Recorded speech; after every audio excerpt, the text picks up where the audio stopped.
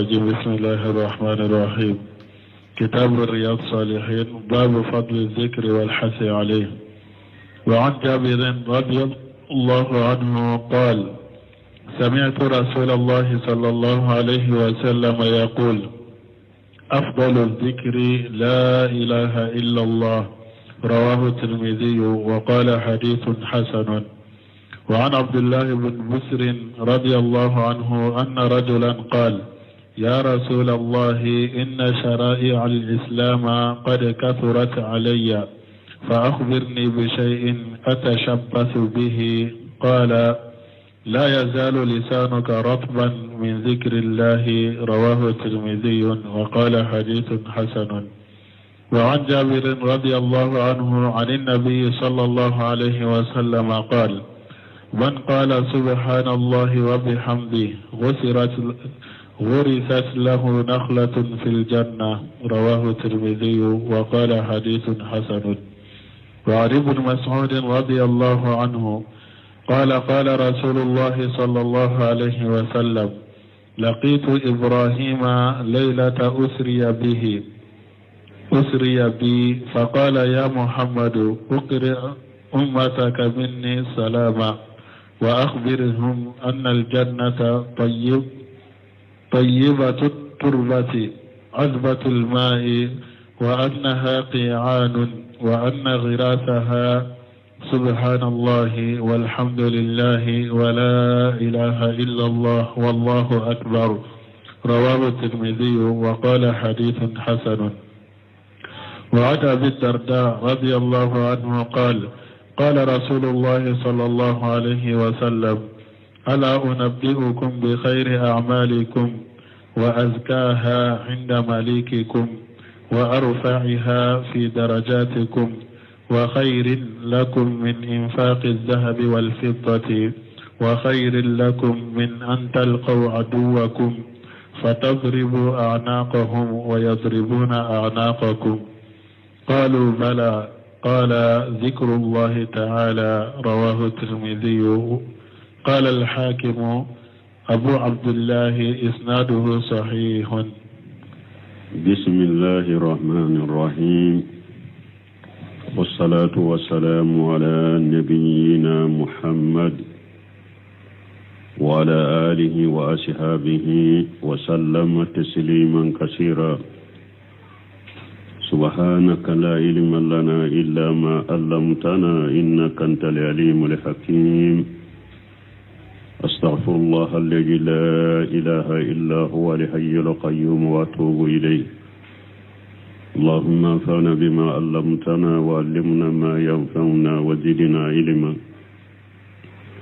بيه تراتا سوية هجرية بكلاني كمناني عن بناني عن ولونكرا سهر جماد الآخر من هجرية سانكر ورونا بيسويني وطاني كنونتوناي بيسويني وطاني شيغناي ميلادي نصارو كجاتي بافلاني مغاني دورو سانكر وطاني فلانا بيسويني وكنونتوناي أمبي دورا بمو مسجد الرجاء وأمبو كنو درسوا بالحافظ النووي أكا كتاب كنو في رياض الصالحين بندا مناكو على قسمة فسمانتيا أني كاللسو كامبلا على قسمك. وأن جابر رضي الله عنه كارثة من الجابر ملك جيكابواما قال: سمعت رسول الله صلى الله عليه وسلم يقول: جابر قال: يا مچيدم بافو أفضل الذكر لا إله إلا الله. ko ala kosuma be fasamanti munye ko la ilaha illallah. Jikru fasamanti la ilaha illallah fasgo ye tawhidi kumare. Arwahu Tirmidhi wa qala hadithu hasan. Wa Abdullah ibn Busr radiyallahu anhu anna rajula qala: ya Rasulullah. Arishana naka Abdullah ibn Busr malaka je kabama ako chedo cheinko chide makwala ka chide inna saraya al-islam qad kasurat alayya. Ako islamiyya sariya ucha yaranne bolo men ni islamiyya sariya cha yare munye nafila ko sino farda koni ko ito bi kabo mo ko ibo kede akambe nafila ko dema silamiya sariya nafila ucha yaranne bolo faqdurni bi shay atasabbasu bihi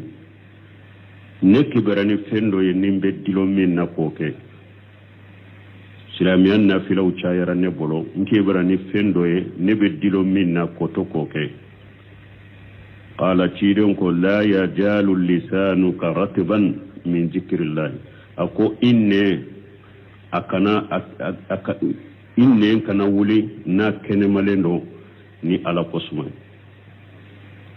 inne kana wuli na kene malendo ni ala kosuma arwabu turmiji mana wakati be ikato ala kosuma turmiya hadisa bo qala hadisu hasan وعن جابر رضي الله عنه أن النبي صلى الله عليه وسلم قد سمع جابر ملك جيكباما كنا بني ملك ترونا كسباك قال كو من قال سبحان الله بحمده قرست له النقلة في الجنات كنا مؤمن كو سبحان الله وبحمده سنيا بعليه ni ala tanuni le ni mo min yenni fo ube tamaro sudo turuye arjanna kunu rawahu turmiji abu qala hadithu hasan وعن ابن مسعود رضي الله عنه قال سمع عبد الله بن مسعود ملك جيكبوما قال رسول الله صلى الله عليه وسلم ko alaka ciden ko alaka taruna kisibaka laqaitu ibrahima laylata ushriya bi ko aleni ibrahima ye nyogon kumbe nyogonya sumin ni alata manane alayka tasalfi wa qala ya muhammad wa ibrahima ko ma muhammadu ikhraj ummatika minni salama nka foli la shay kam mantoma waghbirhum iki kam manton kibariya anna li jannata tayyibatu rubat ajabatul mari ikam manton kibariya ko arjanna aburi asenema dedo akani ajabatul mari arjanna jifana timilendo wa anna haqi'anu ika fuye fana kwari janna kene ferelende wanna qirasaha subhanallah wa kene ferele akaturu fe munum be turu akono wa subhanallah akaturu fe nye subhanallah de munum be turu akono subhanallah de do walhamdulillah ni ala tanuni wa la ilaha illa allah ani bato fensi te min ka bato ni ala kelempe te min la ilaha illa allah wallahu akbar ani ala kabo arjanna kene ferelende do akaturu femu nonunde turulemba ko rawahu turmiji wa qala hadithu hasan an abi darda radiyallahu anhu qala rasulullah sallallahu alaihi wasallam karisam nabi darda malaka je kabwama ko laka cira laka tamna kisibaka ako ala unabbiukum bi khairi amalikum ko ciren ko yalan kawki bariya naka baraw nyumayewa wa ajikaha inda malikikum anaka bahara munun be jiri atigi alafe wa arifaiha fi darajatikum ani bara nyuma munun ba ka daraja korota wa khairul lakum min infaqi jahab wal fiddati ani bara nyuma min kaw sawma sanun naqatilini warje nafatiliye wa khairul lakum min an talqaw aduwakum fatadribu anaqahum wa yadribu anaqakum ani bara min kanyi kateme anaka jugu kam nyogon kumbe nyogonya aku kam gosi ufana ka kam gosi ngo bara fawiya qalu bala seboko qala dhikrullah ta'ala fiden ko ala kosma ala min kortalen arawahu turmiji hadisa yimbo qala li hakim abu abdullah isnaduhu shahih hakimu ko abdullahi fa ako hadisai sanadu kakene asarahu nanduna bunu sheminu kasarhula hajihi ala hadis allati saqaha almuallif rahimahullah kulluha fi majmu'iha tadullu ala fadilati dhikri kama sabaqa akone hadisa munu fulenni ni muallifu yusama ala kanema ni hadisa be nunun be derila yiranna ala ko suma pasamanta ko de foanye kome anyo fo kateme tomi walakin fi badiha ma fihi min ad-da'f akome ni hadisa munu fule ka fote ko lafu be udola ayere bena udofo lafu be jumanna na le ba fa lafu lendo men na kene yara Abdullah bin Busri ka hadisa la yajalu lisanuka ratiba min zikrillah men ni hadisa bahjatu najirina tigi anko Sheikh Albani kalandendo hadisa domba do kosobe ako hadisa masahihu li ghayrihi hadisa inkakene ako sahihu li ghayrihi ako hadisa sahalendo ni hadisa wore naam inna sarayla ako adobe kolla fubula faminha abo kono la fube hadisa mununa anna an-nabiy sallallahu alaihi wasallam qala lahu rajulu inna saraya al-islam ko ceedo ko cide ma ko silamiya sariyaw qari kasurati alayya u chayara nebulu wa qala lahu an-nabiy sallallahu alaihi wasallam najima ko malakataruna kisibaka la yajalu lisanuka ratiba min zikrillahi azza wa jalla ako inne kana wulina kene malendo ni alaka kusumai musamman ka bakuru talendo hajal hadisu fihi daf no simno konni hadisu ko lafu bala mi anya fo chogome hadisa en ka kene Sheikh Albani ba kene ya aka kalande ba kene ya shahihu li ghairihi lakin in sahha ma ya akoni menni hadisa in sahara falmana anna haja rajula ko hadisa mana beke minye kon nince ako kasuratu alayhi nawafil kon nince nafilau de chayara bolo amma al faraidu fala yughna anha qawlu la ilaha illa allah wala ghayruhu minye farda koni foi tesheka farda parasita moy la ilaha illa allah tesheka farda parasita moy la ilaha illa tesheka farda parasita moy mana ko la nyinite ko e wasilamiya sariya u chayara mbono munu nyahari faradaw ye nu chayare bolo ninke dro abi wasa kasoro abi wasa hari nima farada minke la nyini to yede foi te farada falasita ni farada yire foi ka yire deke la ilaha illallah te farada falasita la ilaha illa tanate farada falasita al faraidu la budda minha farada koni foi ko kede amma nawafilu akum min nafilawiye إن شقل لإنسان بعدها فذكر قد يصد ما يحصل به القلل نافلة وكوني من نافلة دو نو جليرا مغدو كان نافلة دو جليرا إكا donc ذكر دو بشكا او نافلة من نيا توي ذكر دو بشكا او دا توي ين نافلة من توي ذكر بشكا او نافلة او دا توي ني ذكر فو ومنها أيضا أبو حديث كنو تغني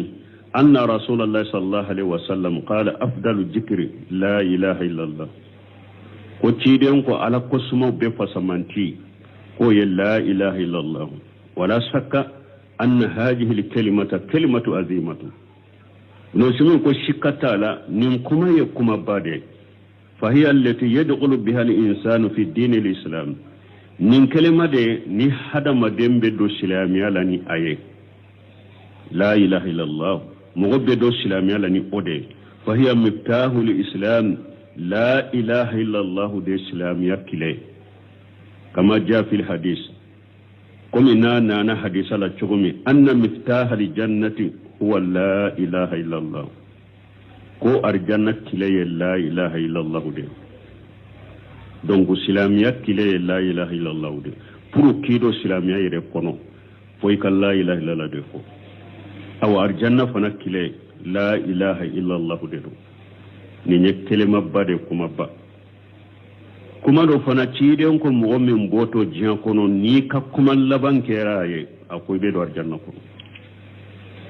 من كان آخر كلامه لا إله إلا الله دخل الجنة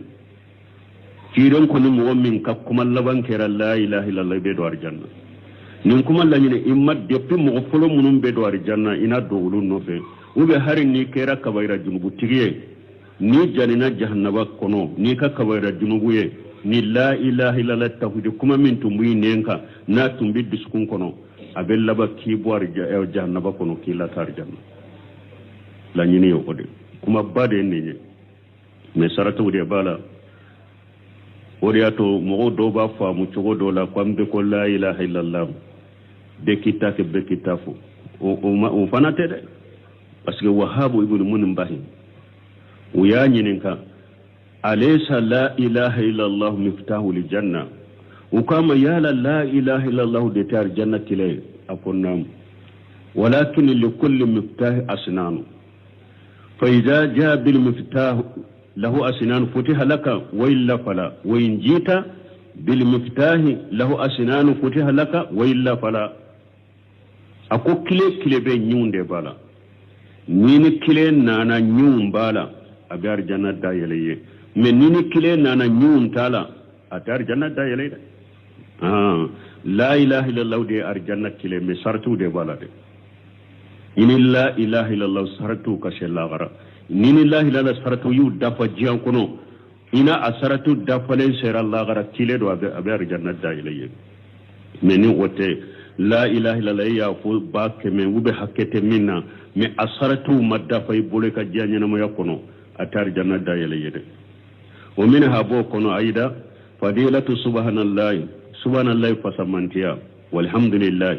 ani alhamdulillah fasamantiya wala ilaha illa Allah ani la ilaha illallah fasamantiya wallahu akbar ani allahu akbar fasamantiya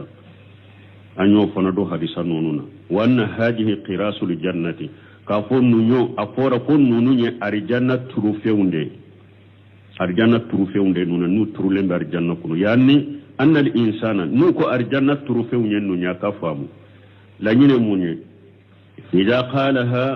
yughrasu lahu fil jannati qarasun fi kulli kalimati ukalla nyine yedo nin kelema ni ya fo ala benya maralike ubeiri do turu ya arjanna kono na sababu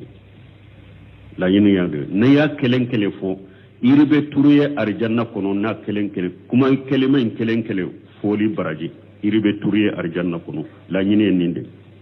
wa minha aba kono hadisan nun kono anna dhikrallahi azza wa jalla min afdalil a'mali ko ala ko suma baraw fasamantide do wa awfaha baraw dafalendero wa habbaha ila Allah azza wa jalla baram yuman kanune kata alama wa yajikruye bal huwa min asbabi sabati inda al-lighal bal jikruye sabati sababu de silaman mu'minu awna ka jugu kumbe nyonya na be nyonya wakati kelela jikruye sabati sababu de kaw sabati qala ta'ala كما قال تعالى قم الله يفوتكم على من قرطالن يا أيها الذين آمنوا إذا لغيتم فئة فاثبتوا علىكم مؤمنون ناني كافر جمع قلوب بنكللا أي سبت واذكروا الله كثيرا أكا على قسم قصبه لعلكم تفلحون وبك سببه أبي من يناباس وأبي سر من يبك ساما ولا ذكر يسبت سببه ودياتو كلي يرولا ala ko an ka jikiru fo ka caya beke sababu ka hadamaden sabati kelela ijugu koro hajihi la ahadisu kulluha ni hadisa munu fule ni hadisa nunun be tadullu ala fadilati dhikri nunun ba dalila ira kanda an kanda kata jikiru ani ala kosuma fasamanca de ma wa annahu ani kayranna yambaghi lil insani an yuksira min zikrillah akaka hadamaden yayi ka ala kosuma caya وقد تقدم قول النبي صلى الله عليه وسلم أن يتيدن كما فوقتم على كتنون كشبك كلمتان خفيفتان على اللسان ثقيلتان في الميزان حبيبتان إلى الرحمن سبحان الله بحمده سبحان الله العظيم أن ينم فوقتم تيدن كما فلا به كما فلا ينفولي كان نغنينك وكجري ميزان كنو وفلا كانوا نكتا علما subhanallah senabe alay na tanuye kele fulanna subhanallah al-azim senabe alay masammin kabu wallahu al-muwaffiq وعن سعد بن أبي وقاص رضي الله عنه أنه دخل مع رسول الله صلى الله عليه وسلم على امرأة وبين يديها نوى أو حصن تسبح به فقال أخبرك بما هو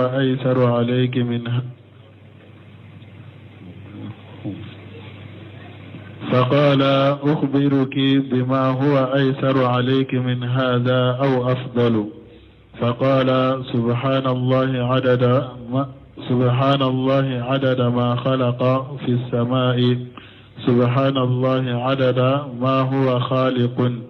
والله أكبر مثل ذلك، والحمد لله مثل ذلك، ولا إله إلا الله مثل ذلك، ولا حول ولا قوة إلا بالله مثل ذلك. رواه الترمذي وقال حديث حسن. وعن أبي موسى رضي الله عنه قال لي رسول الله صلى الله عليه وسلم: ألا أدلك على كنز من كنوز الجنة؟ فقلت: بلى يا رسول الله. قال: لا حول ولا قوة إلا بالله. متفق عليه. وأن سعد بن أبي وقاص رضي الله عنه قد سمع سعد بن أبي وقاص مالك جكواما أنه دخل مع رسول الله صلى الله عليه وسلم ko alaka cide alaka tanuna kisibaka ko adonna muso doka ala dagala rai murat adonna muso doka wa bayna yadayha nawa aw hasa tusabbihu bihi ko muso aya soro tamaro kolo ba koro ube belewu abake kasumana la fokenu uye mana tamaro kolo ndale na yesubana la ke abe kelenta ka dayamfe na yesubana fa abe kelenta ka dayamfe puru abe hakem min foka jatenuye ube bele waqala chidenko ukhbiruki bima huwa aisaru alayka akombi kibari ani fenye min kan no ima atemeninka aisaru alayki min haja ndi kibari ani fenye min kan no ima kateme bake kaminke ha to net ta ko ukhbiruki neta yo fo chogolela aha ukhbiruki mbikibariya bima huwa aisaru alayki min haja mbikibarani fenye min kan no yima katemeninka au afdalu ube min kawsayima katemeninka faqala siden ko subhanallahi adada ma khalaqa fi samai ikafo seniya be alaye aye damfem be damfe da sankaba bulum fulala sankabala wa subhanallahi adada ma huwa khaliqu seniya be alaye abena fingo fenda o hakke wallahu akbar misla zalika aw alakabo ni onyogo na fanay walhamdulillah misla zalika tanube alaye ni onyogo nay wala ilaha illa allah misla zalika aw la ilaha illa allah fanabato fen site min bato ciyai ni ala kelempe wute ni onyogo nay wala hawla wala quwwata illa billahi misla zalika yele mate jonye fangate jonna fo ala ni ya jonye yele make ala de yake yele mana fanga be jonna ala de yo fanga kila ni ote e yere te saka foy nyana bo yere ko fana fo ni onyogo nay arwa turmiji wa qala hadithu hasan turmiji yenni hadisa mbo ko hadisa kan menni hadisa Allah fulen bahjatu najirina tigi ayenni hadisa Allah me hadisai mana min fulen ne hadisa wurin nanala subhanallah wa bihamdi adada khalqihi wa rida nafsihi wa jinata arsihi wa midala kalimatihi anta min uluban kariya kabonni hadisa ma sunu ne hadisa ila Allah fulen nan fana la hawla wala quwwata illa billah wa bijkirula hadisa sahlu nanola me hadisa nyire mankene bahjatu najirina tigi ko ne hadisa Allah fulen ko ne hadisa Allah fulen de awa ko do fule kata delila kenini hadisa de kwa dagara ikatte sibuhu keni ewa subuhaye kolosu ako do yu kadella tani hadisa de la kwa dagara mugoka ewa jikru keni kolosuye ko parce que munna konni muso ye jikru keni tamar koloye ube bele kwa ye jikru kenai ko la dagara mugoka jikru keni ewa koloshiye me hadisa masa ako hadisain te suka ku tibi madalilaye parce que ni hadisa masa wa nabi Musa radiyallahu anhu kadi samina be Musa malaka je kabwama qala li rasulullah sallallahu alaihi wasallam ko alaka ciden ko alema alaka tanuna kishibaka ala adulluka ala kanji min kunujil jannati ako yalin kan kibariya ari janna kan nafulo maralendo nke kibarana yawa fa qultu bala ya rasulullah ko alaikum alaka ciden qala la hawla wala quwwata illa billahi muntafaqali ako kafo la hawla wala quwwata illa billah yelemate jonye fangate jonna fo ala de ben fo ni ala yen nimbe kiye ni ya yelemana ala de do ni ya fanga min bila ala do e yere teska fo nyana boni yere ni ala te ninde arjanna kan nafulo la sagolenye arjanna kan nafulo la sagolenye ninde ni hadisa muntafaq alay donc ya yiranna wala hawla wala quwwata illa billah misla jalika min fulani nimbo sembentiya asabatira nimbo sembentiya mi hadisa nyire kasoro ayere sanadul la fulani hadisa min temena me kayira la hawla wala quwwata illa billah wa yajkuru sahalende nabefu sarahu nando nabnu simnu kasarahu la hajani hadisani fi bayani fadli dhikri akonni hadisa min fulamin fulani nye nunun nana kala kosuma fasamanta de banganye wa gari sabaqati ahadithun kathiratu kulluha tadullu ala fadli dhikri atoka so hadisa chaman temena munun badalu la irana kankanda kata ala kosuma fasamanti ama fa hadithu sa'd ibn abi waqash radiyallahu anhu sa'd ibn abi waqash ka hadisa laka je kabwama fi dukhulin nabi sallallahu alaihi wasallam ala mar'ati ciden doni muso doka o bayna yadayha hasa aw nawa tusabbihu bihi wa yasru belebe muso inkoro uben tamaro kolo abe subhanallahi fokenu ye wa qala ciden ko ala ukbiruki wala bunu semi ala ukbiruki do sarahulaya ala ukbiruki yalin ki kibariyawa bima huwa afdalu min zalika yalan ki kibariya ni fenye min kausan ni nyewa ibake kam minke wajakara Allah tasbiha sabaqan najiruhu aw qaribu minhu tirenye subhanallah fo chogo do foaye min nyogona temena ube mi subhanallah fo min kasru fenna min temena aye subhanallah fo chogo do foaye min na nyogona temena anya nyogona fo kateme ube aye subhanallah fo chogo foaye min kasru anye fem min fo kateme min kasru ويجمع قوله صلى الله عليه وسلم تيدنك كما لك ترون كشبك سبحان الله وبحمده عدد خلقه 3 مرات أما نفوق التمام سبحان الله وبحمده جينات عرشه 3 مرات سبحان الله وبحمده رداء نفسه 3 مرات سبحان الله وبحمده مدار كلماته 3 مرات هذه 12 مرة فيها خير كثير وسبق بيان ذلك أفلك ننجكر من فموسوه anyogona temena anya foka teme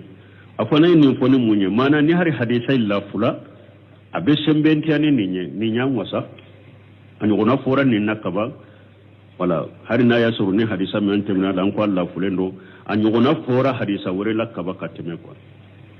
amma hadisu abi Musa al-Ash'ari radiyallahu anhu min ya aba Musa al-Ash'ari ka hadisa laka je kawama anna an-nabiy sallallahu alaihi wasallam كنا بيملكة تنونا كسبك قال ألا أدلك على كنج من كنوز الجنة والاستفهام هنا للتسويق يعني يسوقه رسول الله صلى الله عليه وسلم إلى أن يستمع إلى ما يقول فامنين من فلنين ناكو على يالو على يفامنين ده نفامنين من فلنين أقرو ده تيدن يا لكنو كتبكما إلا مليدما ناكو يالن كان نفويوا famu nyini afe abu Musa fe la nyine munye kala kanu kata kuma ilamelima pura kasika kuma ilame kirembe min fa kasika lamme ko sobe qultu bala ya rasulullah aba Musa ko alaikum alaka cide o fonye qala ciden ko la hawla wala quwwata illa billah lianna hadhihi kalimata min kalima min fulani fiha tabarru min al-hawl wal quwwati wala quwwati illa billahi azza wa jalla ni hada madenye ni kuma fo yere fulaki yere bariya kabo yele mama yere bariya kabo fangala ko yelemali cogote bolo fangate elani alate yere bariya yelemali ma ki yere bariya kabo fangama ka beke alatai wal insanu hada made laysa lahu hawlu wa laysa lahu quwwatu la halashite ete sika la halashike yere fanga shite ela fala yatahawwalu min hal ila hal ma yelemani yere te sika yelema kabolla halara katalla halala ولا يقوى على ذلك إتسك فنصر أكفنا إلا بالله عز وجل فني على ده دمر هذا ما دين تسك أي رتسك يري لما كبو $10 كتا $10 إتسك وكني يري وإتسك فنصر كوكني يري فنا فني على ياكيه فهي كلمة استعانة ولا لا حول ولا قوة كما من دو دمنيني كما دلو abe comme ni hada maden ni kodo bake ki dese ni ba fe ala ki demer ikafu la hawla wala quwwata illa billah debe nyini kuma de yenni wala hawla wala quwwata illa billah debe nyini kuma de do ija ayyaka shay'un wa ajajita anhu ni kodo yi shege e desera ala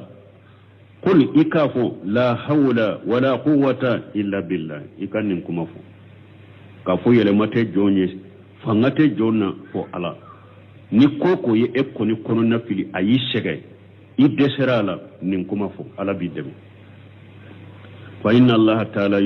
yu'ayyinuka alayhi ni nin kuma fo doro ala bi dem ko sugula koko koni ye shege de i desera la nin kuma fo ala bi dem ala وليست هذه كلمة استرجاء كما يفعل كثير من الناس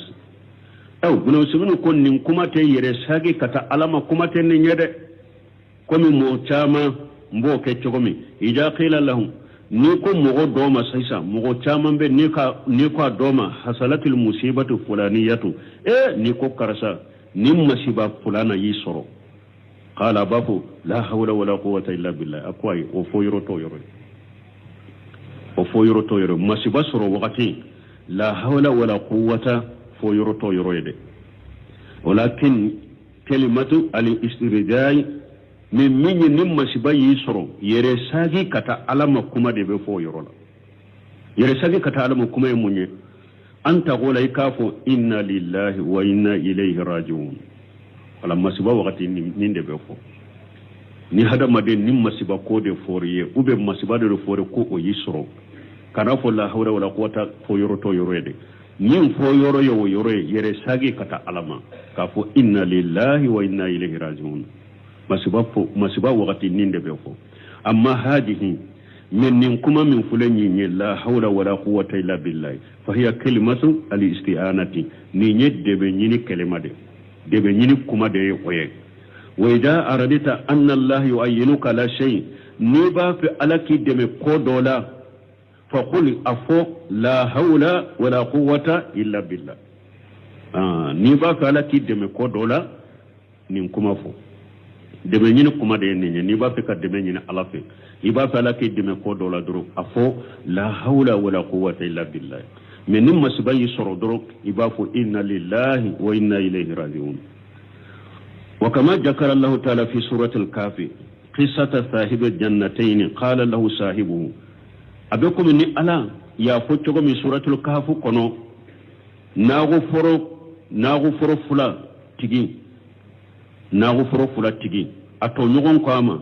walawla iji dagalita jannataka qulta ma sha Allah la quwwata illa billah akotuma mi idonna ikan nago foro kono ni tunya fo ma sha Allah ni alaye min kanu odobeke la quwwata illa billah fangate hada madenna jonna ni alate i donto i nago forla itun kankan ninde fo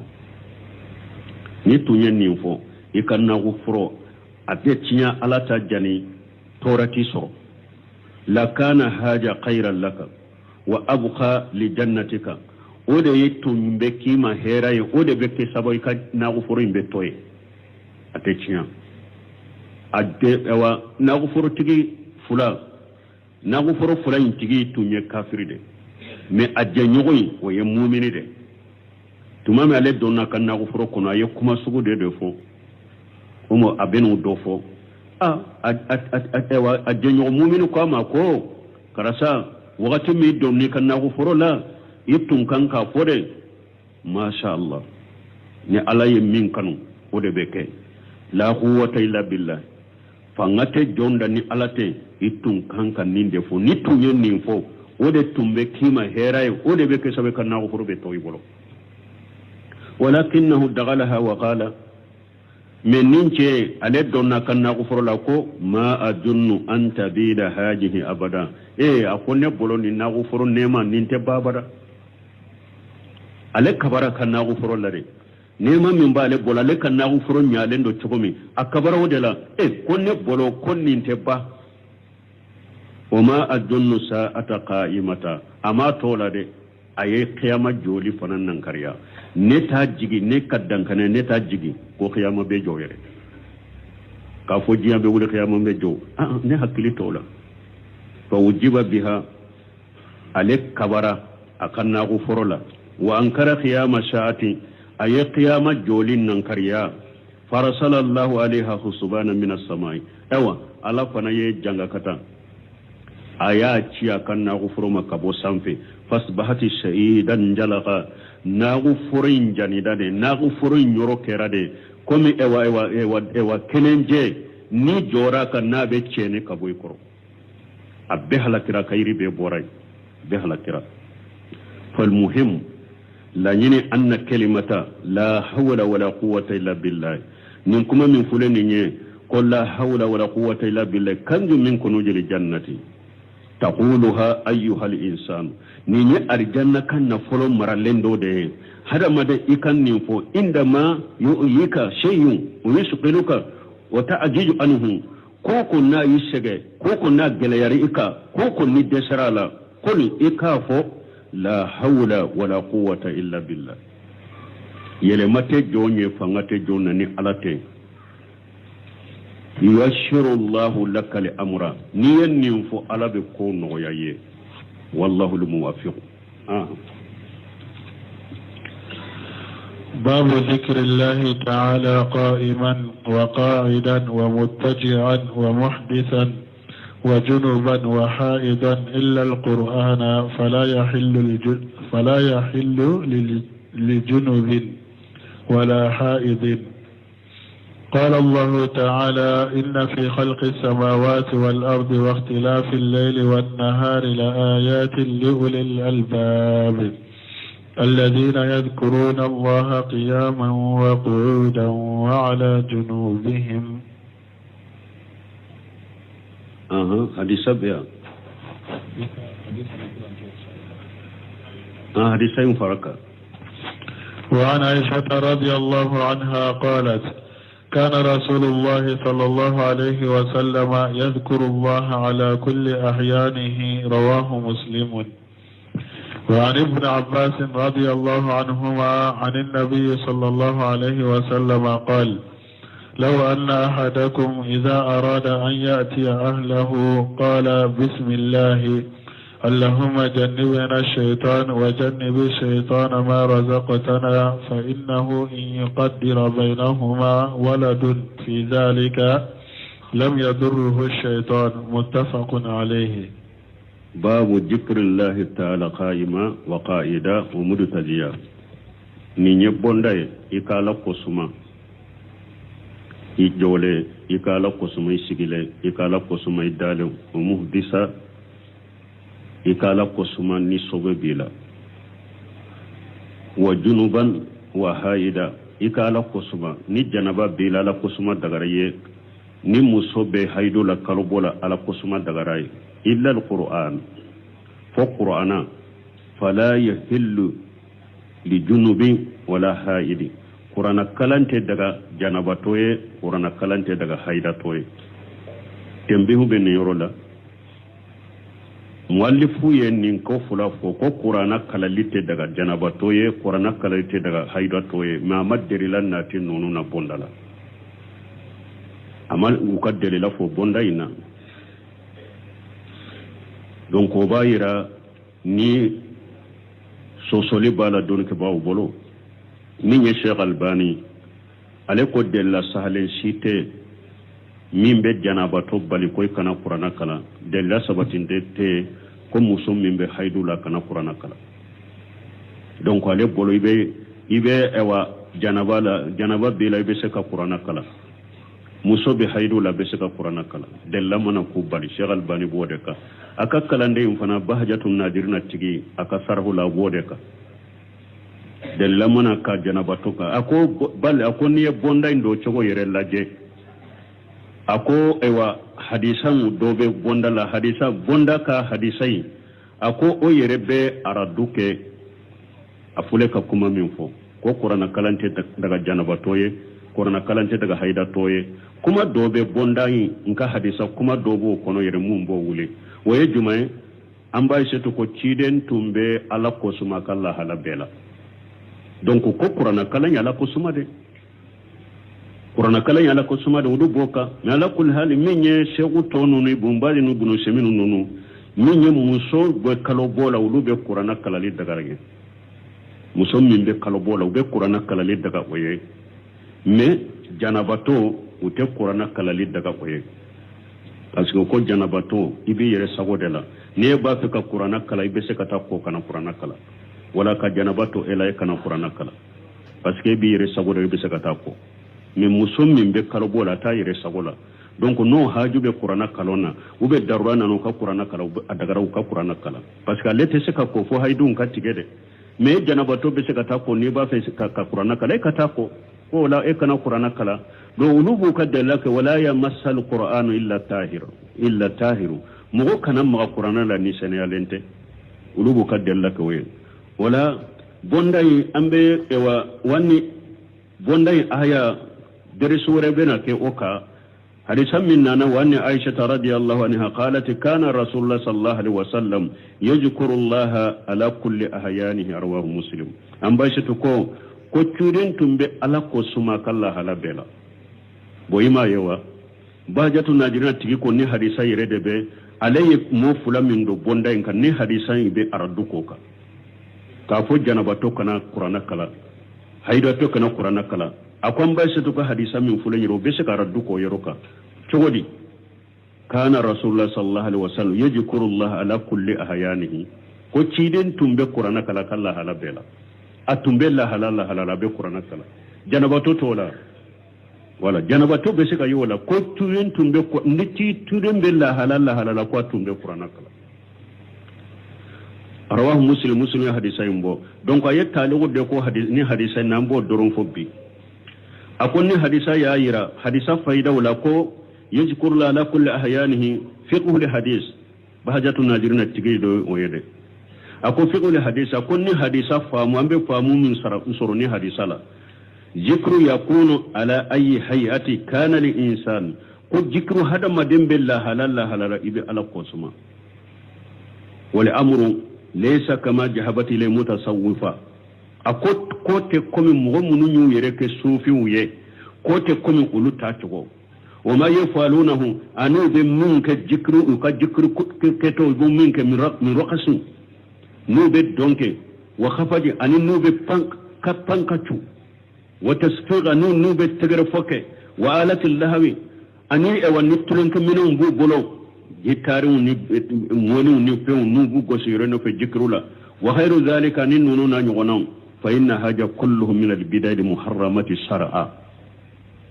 سوفيو بين سوغو منون كي يكاد جكر كوتو نيمبي بداية حرام يالي نيمبي بداية حرام يالي mbalma munum be rejo so sawlaji har mawludu temeno nubu ka mawludu kenon bo akelen kele tani awa atonyo tate kele do tayende nye do ta na ye jikiru ka mimba akrefa bapeti do ta ube pakachu do ta ube donke mutasawwifa abbe bidia haram chini si tate kele nya fana ha mawludi kene nu yu tabo ibe moddu do sorolu bolo o moddu te to nunu bolo hare reje so sowla nimbin ka basu ko be no na timba teme afana le ta fana munye de funu foyi ta la kushi de bala kushi de misen be kushi min do den o kusi de bala jama fana ba fana no tabe fi fare ha ani kusi be jama kela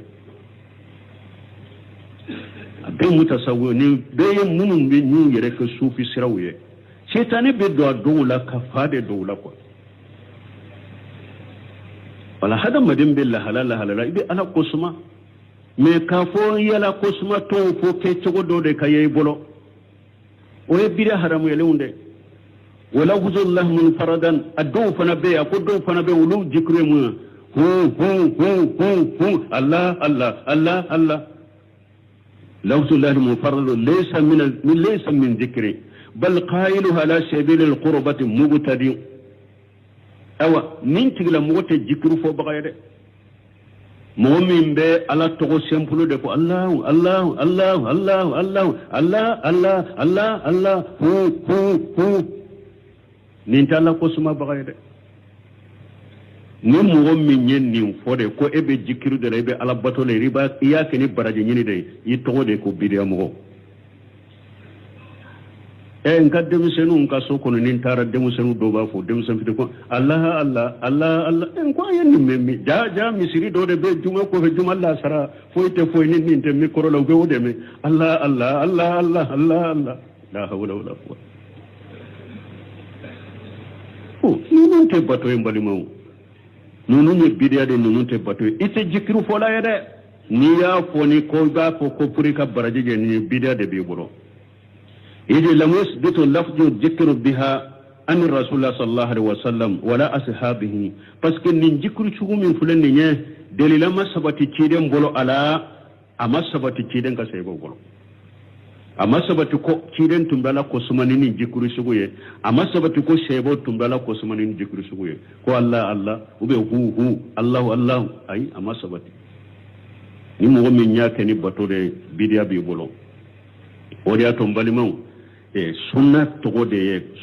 de ko ahli sunna wal jamaa sunna to de ko faranjonka ay Allah je mo munun ko lu ye sunna mo haqiqa ma fo munun bu dambe kata sunna mare me uba fo do e sunna mo be mawdudu ke ma fo do de ulu yu dambe kata sunna mare sunna mo ke me sunna mo haqiqa ye mo na ko mawlidi ye bidia de neta ke ata jiya be watile bo yoro kata binyoro yibi tara kelen misiri la mawludu su iba sura be chogo kelen ka misiru datulen mawludu kuma tu bolo mawludu ko tu bolo sunna mo be kata jiya akini na numa atile binyoro nan tina bonyoro ta abeka misiri la mawludu su ita sisoro u kam misiri kono kube mawludu ke abeka ko kele munate mawludu ke bira do te dina kono donc me biria mo munu nye mawludu ke ewa jiya tede jamana kelen kono dugu kelen kono mawludu kenu yala sini sita te kelen bidia de be mo fara sunna de be mo fara nyogonga jiya ka sunna mo haqiqa no sunna mo sabatile ne sunna mo chinyana ba u be chogo kele no tara u ka dersu di chogo kele u ka kutuba kalan chogo kele u ka salli chogo mukamisuru la kele salli ko fe be minke chogo kele mawludu wakati chogo kele taranche wakati chogo kele u be me bidia mo laje wadi ya to shaykhul islam ibn taymiyyah ko ka kitabu kuna al istiqama ako wal bid'atu maqrunatun bil furqa ako bidia ni farafara de be nyugo fe bidia ani farafara de be nyugo fe kama anna sunnatan maqrunatun bil jama'ati comme sunna fanani fara nyugo kabe chogome chogode comme sunna fanani fara nyugo kabe nyugo fe chogome bidia fanani farafara be nyugo ka mpo o chogode la ako de koso fa yuqalu ahla sunnat wal jamaa ninde koso ubafu sunna mugo ni fara nyugonka kama yuqalu kum nabi fofana ahla al bid'a wal furqa bid'a mugo ni fara farali al istiqamatu shaykhul islam ibn taymiyyah ka kitabu dobe abenni fo kono ye bid'a yere yoro fara farali be bid'a mugo ni fara farali sunna mugo ni fara nyugonka bid'a ni fara farali de be nyugonka sunna ni fara nyugonka de be nyugonka wala ode ya tombali mawu nu ye mawludu kene bo iba soro mawludu kene be sini sita te kelenya yele ko dama ani fato ko dama fo hinna bimina dobe donke ka donke fo be woshi dobe paka chu do fana kumbe ta nyefe dora be sagi ayre be ta nyefe be sagi do fana bafo na be min kalama min ba krefa ba tetti be tabbi alaka haklinyuma alaka da annuma ku sagi kata qur'ana ni sunnama Allah fahamu salafu salih subhanakallahumma rabbana bihamdika ashhadu an la ilaha illa anta astaghfiruka wa atubu ilayk أعوذ بالله من الشيطان الرجيم بسم الله الرحمن الرحيم كتاب الرياض الصالحين باب فضل الذكر والحث عليه وعن جابر رضي الله عنه قال سمعت رسول الله صلى الله عليه وسلم يقول أفضل الذكر لا إله إلا الله رواه الترمذي وقال حديث حسن وعن عبد الله بن بسر رضي الله عنه أن رجلا قال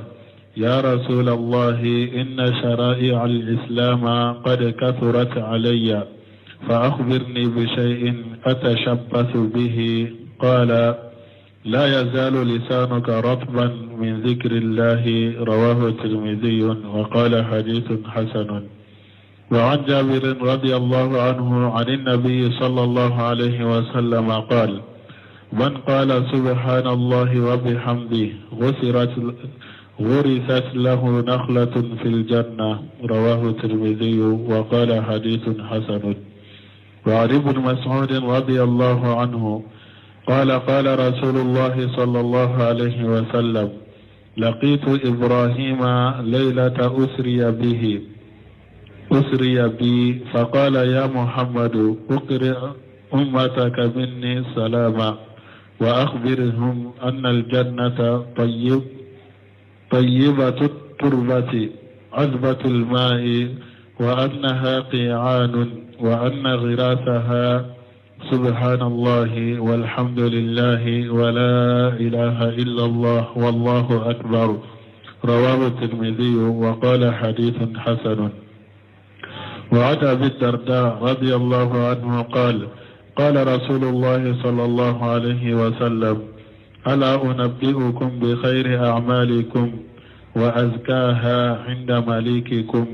وأرفعها في درجاتكم وخير لكم من إنفاق الذهب والفضة وخير لكم من أن تلقوا عدوكم فتضربوا أعناقهم ويضربون أعناقكم قالوا بلى قال ذكر الله تعالى رواه الترمذي قال الحاكم أبو عبد الله إسناده صحيح بسم الله الرحمن الرحيم والصلاة والسلام على نبينا محمد وعلى آله وأصحابه وسلم تسليما كثيرا سبحانك لا علم لنا إلا ما علمتنا إنك أنت العليم الحكيم أستغفر الله الذي لا إله إلا هو الحي القيوم وأتوب إليه اللهم انفعنا بما علمتنا وعلمنا ما ينفعنا وزدنا علما بيه تراتا سوية هجرية بكلاني كمناني عن الديناني عن ولون فلا سهر جمادة الآخر من هجرية سانكر ورونا بيسويني وطاني كنونتوناي بيسويني وطاني شيغناي ميلادي نصارو كجاتي بافلان مغاني دورو سانكر وطاني فلانا بيسويني وكنونتوناي أمبي دورا بمو مسجد الرجاء وأمبو كنو درسوا بالحافظ النووي أكا كتاب كنو في رياض الصالحين بندا منا كو على قسمة فسمانتيا أني كاللسو كامبلا على قسمك وأن جابر رضي الله عنه كارثة من الجابر ملك جيكابواما قال سمعت رسول الله صلى الله عليه وسلم يقول جابر قال يا مچيدم بافو أفضل الذكر لا إله إلا الله كو على قسمة بفسمانتي مونيه كو لا إله إلا الله jikru fasamanti la ilaha illallah pasko ye tawhidi kumade arwahu tirmidhi wa qala hadithu hasan wa abdullah ibn busri radiyallahu anhu anna rajula qala ya rasulullah arisana na ka abdullah ibn busri malaka je kabama ako cedo ceinko cide makwala ka cide inna saraya al-islam qad kasurat alayya ako silamiya sariya cayara ne bolo men ni silamiya sariya cayara munye nafila ko sino farda koni ko ito bi kabo mo kay bo fede akam ben nafila ko de ma silamiya sariya nafila cayara ne bolo فأخبرني بشيء أتصبص به نكبرني فندو ينين بدلو من نفوكي سلاميان نافلو چايرا نبولو نكبرني فندو نبدلو من نكوتوكوكي قال تشيرونكو لا يجال لسانك رطبا من ذكر الله أكو إني إني كنا ولي نا كنمالينو ni ala kosuma inni kan na wuli na kene malendo ni ala kosuma arwabu turmiji mana wakati be ikato ala kosuma turmiya hadisa bo gala hadis